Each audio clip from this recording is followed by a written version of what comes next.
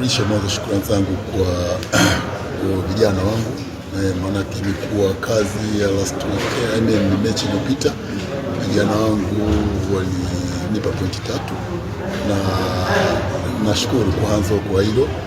Then wenzangu, nimekuja hapa nafikiri Singida, naweza sema kuwa ni mara yangu ya pili, so najua nacheza Singida, najua nacheza timu gani. So far preparation kwa upande wangu naweza sema maandalizi so far yako vizuri.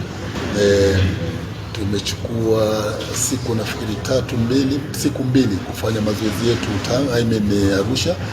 Tumekuja safiri jana, naweza sema kuwa tunataka kufeel uwanja pia leo tuone uko vipi, lakini kiangalia maybe wawili watatu wale walikuwa na knock zile, walikuwa na majeruhi kidogo kwa mchezo wetu uliopita. Tunangoja ripoti ya daktari leo tuweze kuona wanaendelea vipi, lakini maandalizi kwa upande wangu naweza sema kuwa nishamaliza kila kitu.